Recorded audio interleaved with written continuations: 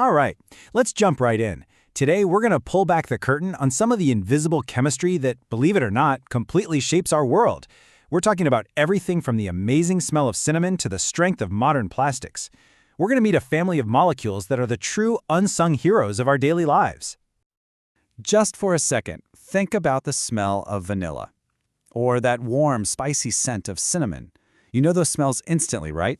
They're comforting, they're delicious, and they are all thanks to a very specific class of organic compounds.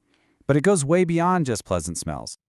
So what is the connection here? What's the hidden link between the flavor in your food, the materials that make up your car, and even some of the medicines that keep us all healthy? I mean, they seem like they're from completely different worlds, but they all share one fundamental chemical secret. And that secret? Well, it all comes down to this: the carbonyl group. This one little arrangement of atoms is the powerhouse. It's the core component that gives all those different substances their unique personalities. Honestly, this is the star of our show today. So what exactly is it? It's actually beautifully simple. It's just one carbon atom sharing a double bond with one oxygen atom. That's it. But that little C double bond O structure, it is one of the most important building blocks in all of organic chemistry. Its simplicity is exactly what makes it so incredibly versatile. Now, what's really interesting is its shape. The carbonyl carbon and the three atoms it's attached to all lie on the same flat plane, kind of like a peace sign if you think about it. And this flat, open structure is so important because it makes it super easy for other molecules to get in close and react with it. But here's the absolute crucial point. This is the source of its chemical personality. See, oxygen is very, let's call it, electron greedy. It's like a tiny magnet. It pulls the shared electrons in that double bond towards itself. This gives the oxygen a little negative charge and leaves the carbon atom with a little positive charge. And that positive charge? It turns that carbon into a huge, flashing target for other molecules to come and react with. So you can think of this one carbonyl group as the parent of a whole family of compounds. Just by changing what else is attached to that central carbon, we get three major players: aldehydes, ketones, and carboxylic acids. Let's take a look at how this one group creates this entire family. And you know what? The difference between them is just brilliantly simple.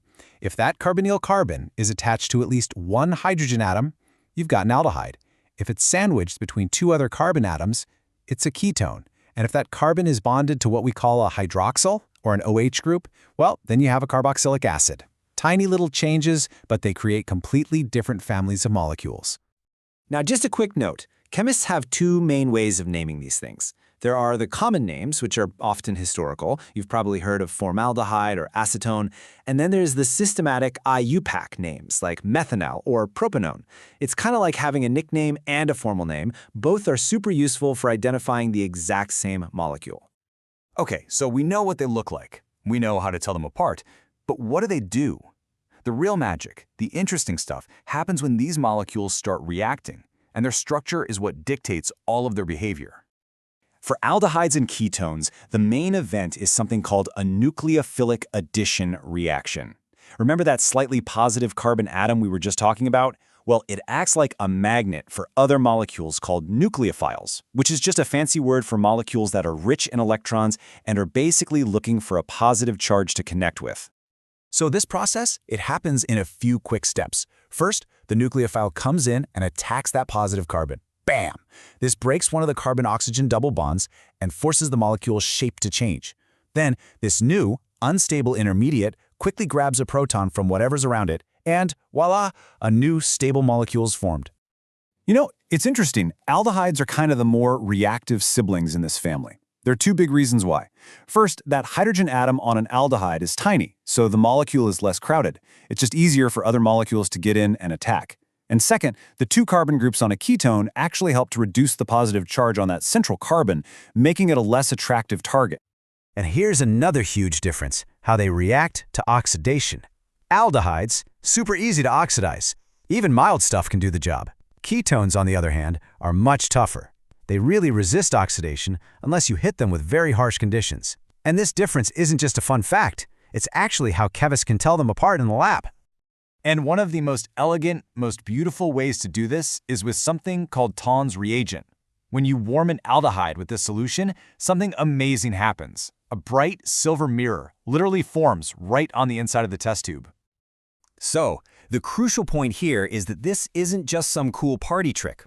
The silver mirror test is a definitive, classic way to confirm that you have an aldehyde, because ketones just won't do it. They won't give you this reaction. It's a simple, visual proof of a molecule's identity. So, we've seen the theory, we've seen the structures, the reactions. Let's bring this all home now. Let's see how all this chemistry really pays off in the world all around us. And the applications are, well, they're truly everywhere. They touch almost every part of our lives. That same basic structure is tweaked to do everything from preserving biological specimens to creating the plastics and glues that hold our world together, like the famous bakelite. It's the key to powerful solvents like acetone. It gives us the delicious flavor of vanilla, the fabric in our clothes, and it even helps keep our food from spoiling. It's an unbelievably versatile chemical toolkit. So the next time you smell vanilla, or use nail polish remover, or put on a nylon jacket, you'll know the secret. You've just met the carbonyl group, that humble but powerful carbon-oxygen double bond that is quietly building and flavoring so much of our modern world. So the only real question left is, where else are you going to find it? Thanks for joining me.